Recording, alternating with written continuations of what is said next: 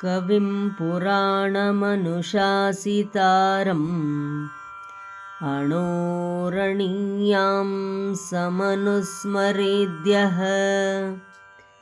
सर्वस्य धातारमचिन्त्यरूपम् आदित्यवर्णं तमसः परस्तात्.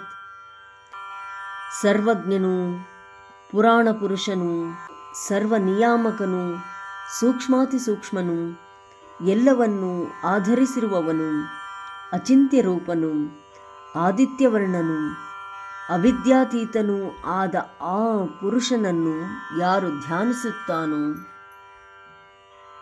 ಮರಣ ಸಮಯದಲ್ಲಿ ಅಚಲವಾದ ಮನಸ್ಸಿನಿಂದ ಭಕ್ತಿಯುತನಾಗಿ ಯೋಗ ಬಲದ ಮೂಲಕ ಭ್ರುವೋರ್ ಮಧ್ಯದಲ್ಲಿ ಪ್ರಾಣವನ್ನು ನಿಲ್ಲಿಸಿದಂತಹ ಸಾಧಕನು ಆ ದಿವ್ಯವಾದ ಪರಮಪುರುಷನನ್ನೇ ಪಡೆಯುವನು.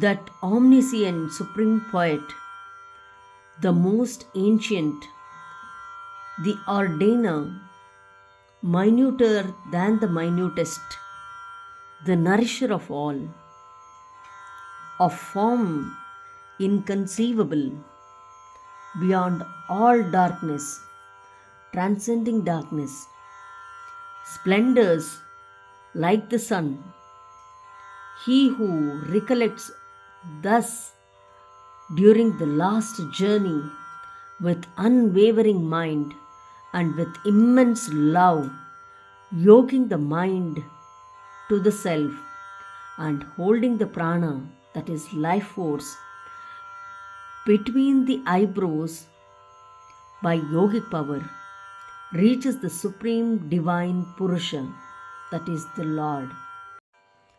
Kavim Puranamanushasitaram, Kavim Puranamanushasitaram, Kavim Puranamanushasitaram, अणोरणीयां समनुस्मरेद्यः, अणोरणीयां समनुस्मरेद्यः, अणोरणीयां समनुस्मरेद्यः.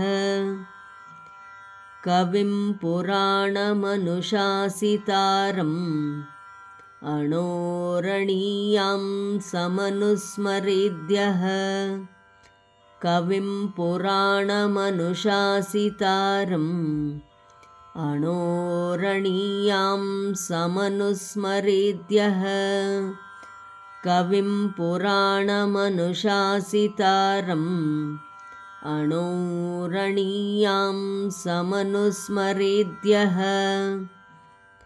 सर्वस्य धातारमचिन्त्यरूपम्, सर्वस्य धातारमचिन्त्यरूपम्, सर्वस्य धातारमचिन्त्यरूपम् आदित्यवर्णं तमसः परस्तात्, आदित्यवर्णं तमसः परस्तात्, आदित्यवर्णं तमसः परस्तात्.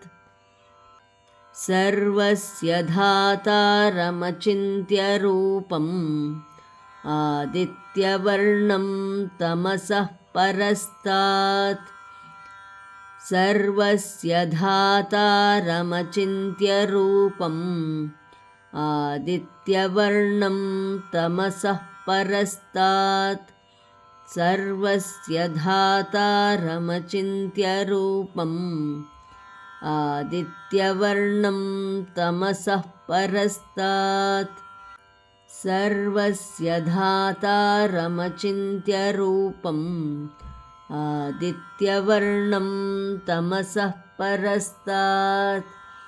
कविं पुराणमनुशासितारम् अणोरणीयां समनुस्मरेद्यः, सर्वस्य धातारमचिन्त्यरूपम् आदित्यवर्णं तमसः परस्तात्. ಕವಿಂ ಪುರಾಣಮನುಶಾಸಿತಾರಂ ಅಣೋರಣೀಯಾಂ ಸಮನುಸ್ಮರೇದ್ಯಃ ಸರ್ವಸ್ಯ ಧಾತಾರಮಚಿಂತ್ಯ ರೂಪಂ ಆದಿತ್ಯವರ್ಣಂ ತಮಸಃ ಪರಸ್ತಾತ್ ಕವಿಂ ಪುರಾಣಮನುಶಾಸಿತಾರಂ ಅಣೋರಣೀಯಾಂ ಸಮನುಸ್ಮರೇದ್ಯಃ ಸರ್ವಸ್ಯ ಧಾತಾರಮಚಿಂತ್ಯ ರೂಪಂ ಆದಿತ್ಯವರ್ಣಂ ತಮಸಃ ಪರಸ್ತಾತ್. ಧನ್ಯವಾದ. ನಮಸ್ಕಾರ. ಶುಭವಾಗಲಿ.